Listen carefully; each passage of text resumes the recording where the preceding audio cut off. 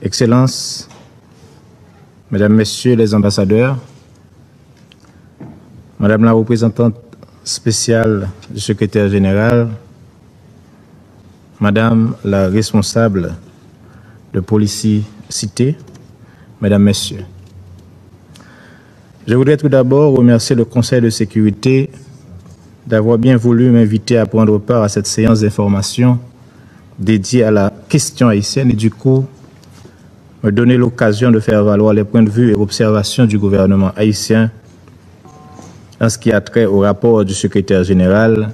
sur le Bureau intégré des Nations Unies en Haïti, BINU, que vient de présenter Madame la représentante spéciale. Je tiens à présenter les remerciements et la gratitude du gouvernement haïtien au secrétaire général des Nations Unies pour son engagement envers Haïti et le peuple haïtien, comme en témoigne son dernier rapport qui rend compte de manière objective et impartiale des récents événements qui se sont produits dans le pays. Les observations et recommandations du rapport ont été notées et examinées avec le plus grand soin par le gouvernement de la République d'Haïti. Permettez-moi de saisir cette occasion pour renouveler à la représentante spéciale du secrétaire général mes vives félicitations pour son sens de responsabilité, sa détermination sans faille et le travail remarquable qu'elle exécute à la tête du BINU. Le séisme de magnitude 7.2 a fait plus de 2240 morts dans le Grand Sud d'Haïti, parmi lesquels le docteur Ousmane Touré de la République de Guinée, dont nous saluons la mémoire, et 12 700 blessés, sans parler des innombrables dégâts matériels, des destructions d'infrastructures, tant publiques que privées. À cela se sont ajoutées 2 jours plus tard les conséquences non moins lourdes de la tempête tropicale Grace qui s'est abattue sur cette même région du pays. Tous ces problèmes très complexes sont venus se greffer aux énormes conséquences désastreuses de la pandémie du Covid-19 sur les structures économiques, sociales et sanitaires du pays. Face à ces adversités, le peuple haïtien s'est montré très courageux et a fait preuve d'une remarquable résilience, qu'il trouve ici l'expression de mon profond respect et celui du gouvernement de la République. Monsieur le Président, ces événements malheureux que je viens d'énumérer n'ont fait qu'exacerber la crise sociopolitique que connaît la République d'Haïti depuis plus de 3 ans, aggraver sa vulnérabilité et compromettre son développement durable, tel que le secrétaire général l'a si bien souligné dans son rapport. Le gouvernement de la République que j'ai l'honneur de représenter devant cette auguste assemblée en est pleinement conscient et s'engage à mettre en œuvre, autant que faire se peut, les recommandations du rapport avec, bien sûr, l'appui soutenu des partenaires et amis de la communauté internationale. Il mesure l'importance des défis à relever et l'ampleur des obstacles qui hypothèquent le développement économique et social de la nation. Il est plus que déterminé à faire bouger les lignes, à progresser dans les réformes structurelles indispensables à l'amélioration de la gouvernance démocratique, à la lutte contre l'impunité, au renforcement de l'état de droit. Pour y parvenir, il est impératif qu'on cherche, de manière volontariste, à réaliser l'unité de la famille haïtienne. Les décennies de querelles intestines, de divisions stériles, de haine et de rancœur qui ont suivi la fin de la dictature des Duvalier ont eu, entre autres conséquences néfastes, la déchirure du tissu social, l'instabilité politique chronique, la désarticulation des structures économiques, l'appauvrissement de la majeure partie de la population, la décapitalisation des entreprises, l'exode des capitaux et des cerveaux et l'aggravation des inégalités. Et dans la foulée, l'inacceptable et l'irréparable est arrivé dans la nuit du 6 au 7 juillet 2021. L'assassinat en sa résidence privée d'un président démocratiquement élu dans l'exercice de ses fonctions.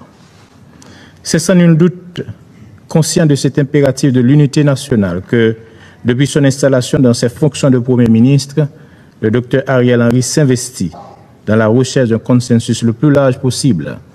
en vue de contribuer à la normalisation de la vie politique et au fonctionnement régulier des institutions démocratiques. C'est ainsi que, au terme de larges consultations avec les secteurs de la classe politique et de la société civile, il a conclu un accord politique en vue de mettre un terme à cette division fratricide qui alimente l'instabilité et la violence. Ces efforts ont commencé à donner des résultats avec la signature le 11 septembre dernier de l'accord politique pour une gouvernance apaisée et efficace pour la période intérimaire qui engage plus de 200 organisations politiques et de la société civile. Nous devons capitaliser sur cet accord de façon à en faire la base de consensus le plus large possible, afin de créer les conditions objectives de l'apaisement du climat sociopolitique et, par voie de conséquence, de l'organisation d'élections libres, crédibles, transparentes et inclusives, dans les meilleurs délais, bien sûr. Pour cela, il est essentiel de faire triompher l'esprit d'abnégation et de dépassement de soi pour mettre les intérêts supérieurs de la nation au premier rang de nos préoccupations et motivations. Je m'enorgueillis d'avoir su donner l'exemple de ce dépassement de soi à un moment crucial de la vie nationale, en abandonnant sans contrainte aucune la fonction du Premier ministre AI pour céder la place au Dr Ariel Henry, conformément aux dernières volontés de feu le président Jovenel Moïse, après avoir dignement contribué à la stabilisation de l'État et de la société suite à l'assassinat odieux du président de la République. C'est dans cet esprit d'abnégation que j'appelle tous ceux qui, comme moi, ont été proches du président Jovenel Moïse à faciliter la tâche au gouvernement dont je fais partie, avec l'appui de nos partenaires internationaux, des acteurs de la société civile, voire même des secteurs qui étaient farouchement opposés au président Moïse, dans le cadre d'un large accord interhaïtien comme la seule planche de salut de la patrie commune. Parallèlement à ce chantier politique hautement prioritaire pour le pays, le gouvernement attache une grande importance au renforcement du système judiciaire qui doit absolument travailler à l'aboutissement de l'enquête sur l'assassinat du président Jovenel Moïse, afin que justice lui soit rendue conformément aux vœux de sa famille, de ses alliés et du peuple haïtien dans sa grande majorité. Les jours et semaines qui ont suivi sa mort l'ont montré, l'histoire le montrera à son tour. Le président Jovenel Moïse a été assassiné pour ses idées, pour ses rêves, pour le peuple haïtien, pour son engagement en faveur d'un avenir qui chante pour chaque fille et chaque fils d'Haïti. Monsieur le Président, le rapport a bien souligné l'assassinat du président Jovenel Moïse, un événement politique tragique qui, combiné à bien d'autres, a exacerbé la crise multidimensionnelle haïtienne et fait accroître les incertitudes quant au devenir politique et la nécessaire stabilisation d'Haïti. Le secrétaire général a notamment mis l'accent sur les dispositions sécuritaires prises par le gouvernement d'alors, qui avait la haute responsabilité de la continuité de l'État, afin d'éviter le chaos que certains oiseaux de mauvais augure voient poindre à l'horizon ou souhaitent voir venir.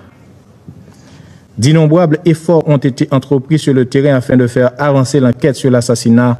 du président Jovenel Moïse. Il faut le reconnaître. Mais les faiblesses du système judiciaire haïtien, combinées au caractère manifestement transnational de ce crime, ne sont pas pour garantir la poursuite et l'aboutissement de l'enquête, encore moins de la manifestation de la justice pour ce dossier. Fort de cela, une entraide judiciaire est nécessaire pour faire aboutir l'enquête,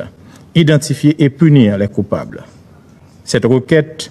a été réitérée par Haïti au cours du débat général de la 76e Assemblée générale.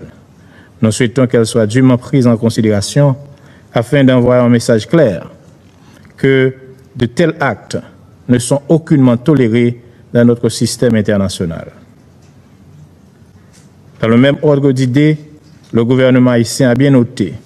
les préoccupations en matière de droits de l'homme qui, selon le secrétaire général, a continué de se dégrader en raison notamment des violents affrontements entre gangs armés et les attaques commises contre la population civile. D'une façon plus générale, le gouvernement tient à réitérer son engagement d'assurer le respect,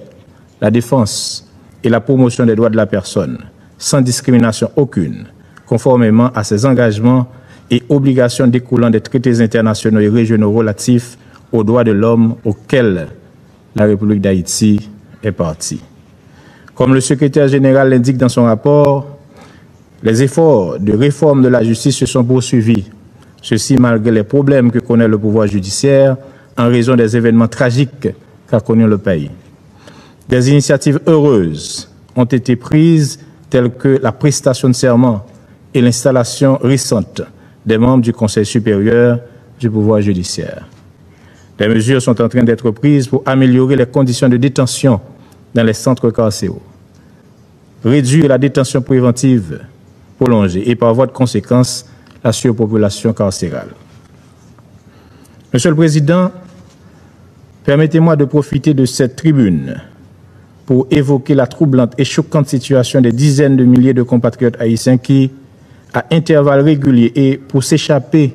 aux dures réalités de la conjoncture, fuient sans cesse les côtes haïtiennes pour aller chercher un mieux-être ailleurs. Vous avez certainement vu, au cours des dernières semaines, les images horribles des atrocités que ces Haïtiennes et Haïtiens ont vécues sur la frontière américano-mexicaine. Je dois vous dire que ce n'est pas de gaieté de cœur que quelqu'un laisse ce beau pays de la Caraïbe pour aller chercher une vie meilleure ailleurs, en mettant en danger sa vie et bien souvent celle de ses enfants. Tout ce que nous demandons, c'est qu'il soit traité avec dignité et humanité. À cet égard, je salue les manifestations de solidarité actives de la société américaine envers les migrants haïtiens à la frontière américano-mexicaine. Le gouvernement haïtien prend acte des excuses répétées des autorités américaines pour les mauvais traitements infligés aux migrants haïtiens à la frontière. Il félicite vivement l'administration américaine, en particulier le président Biden, pour les mesures correctives qui ont été adoptées. Par la même occasion, nous adressons nos vifs et sincères remerciements à la nation sœur mexicaine pour ses actions et son soutien dans la recherche d'une solution régionale aux problèmes migratoires à travers une table de concertation. La situation invite non seulement à la recherche de solutions humanitaires, mais aussi elle incite à des actions concertées sur ces problématiques qui dépassent de loin nos frontières respectives. Monsieur le Président, la recherche de solutions aux graves handicaps qui ont compromis pendant si longtemps la stabilité politique, sociale et économique d'Haïti nécessite l'engagement et l'implication de toutes les forces vives de la nation. Le gouvernement de la République s'y attelle résolument. Nous avons également grand besoin d'un appui soutenu et l'engagement dans la durée de la communauté internationale sur tous les plans. Haïti a surtout besoin d'une large mobilisation de soutien technique et de ressources financières sur le long terme pour assurer le financement stable des infrastructures physiques, sociales et économiques essentielles à son développement durable. D'où l'impérieuse nécessité de créer de manière irréversible les conditions de la stabilité politique et institutionnelle à long terme que le peuple haïtien appelle de tous ses vœux et que la communauté internationale souhaite ardemment. Au moment où le Conseil s'apprête à renouveler le mandat du BINU, il est important qu'il tienne compte des nouvelles réalités auxquelles le pays fait face et que le contenu du mandat s'adapte en conséquence.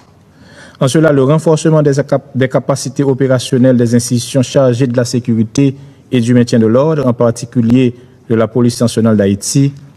mérite la meilleure attention. À cet égard, nous souhaitons ardemment que le nouveau mandat du BINU soit axé essentiellement autour du renforcement de la sécurité et de la lutte contre la violence, en appuyant les efforts du gouvernement dans les domaines de la sécurité, de la stabilisation et de la protection de la population. Ce sont là des attentes légitimes de la population qui a assez souffert de la violence des gangs armés, du kidnapping et de la criminalité en général. Tout en reconnaissant les limitations du BINU en Haïti.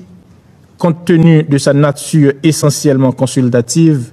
nous espérons vivement que le Conseil de sécurité y fera les adaptations nécessaires pour aider les autorités haïtiennes à faire face efficacement à cette grave situation d'insécurité qui ne fait que s'aggraver de jour en jour. J'aimerais terminer mon propos, Monsieur le Président, en lançant un vibrant appel à la communauté internationale en général, au système des Nations Unies en particulier,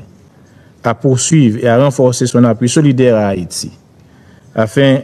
de l'aider à retrouver enfin le chemin de la paix, de la sécurité, de la stabilité politique, du progrès et du développement économique et social. Je vous remercie.